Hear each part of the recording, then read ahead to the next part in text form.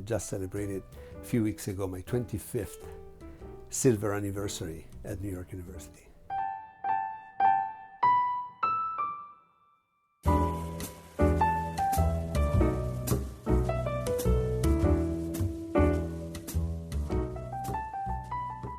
I was born in 1963 in a small town in the province of Mantova in northern Italy.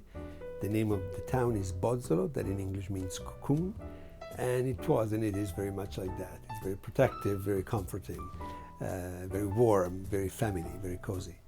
And but after I graduated from the University of Parma, I was ready to get out of the cocoon and to see what was outside of it.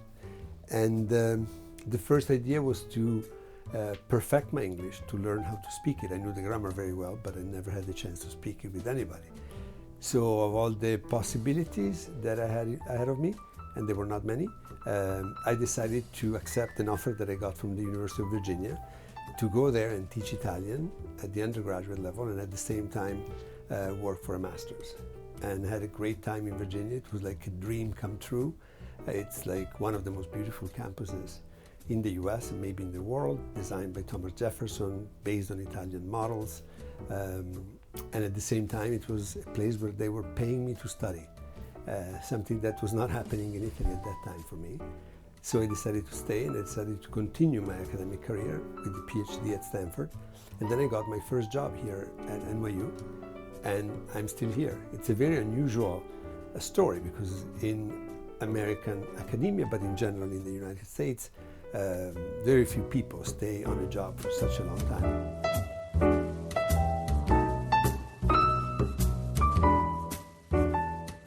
Have things changed over the course of the time you've been here?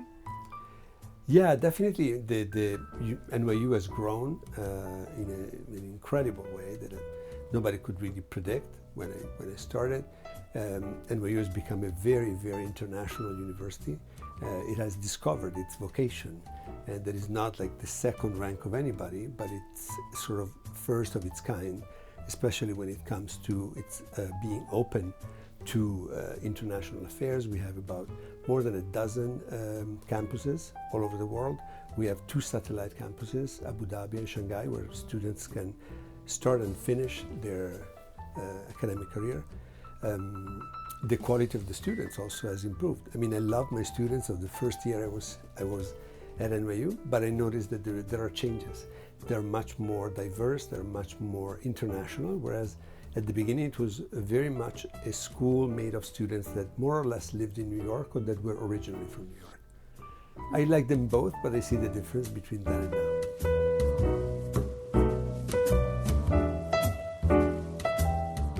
A little bit about Casa 2.0, this new initiative. Casa was established in 1990 by Baroness Zerilli, and I got here in 1994, so I was just at the beginning of the Casa, and I started working here immediately, and then in 98 I became director. And the best part of this job for me was the possibility to work in very close contact with the Baroness zerilli-marimò, was the founder of the Casa, and was a force of nature. I learned so much from her, and she was always full of enthusiasm and passion, and she never was jaded or tired, and this place really carries on her spirit and her curiosity and her desire to share the beauty of Italian culture and arts with other people. That was inside her heart. So that to me was my apprenticeship was with her, to understand what motivated her to create this place and to make it as it is now. And I think we did a pretty good job together.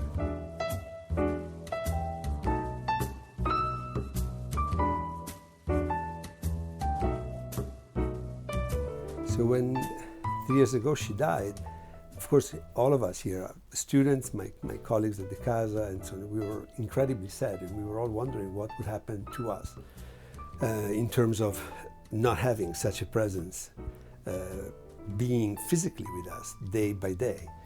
And the Baroness's generosity surprised us once more, because she left a very generous contribution for the future of the Casa. And that contribution triggered us to find new ways to fulfill her dream and her vision.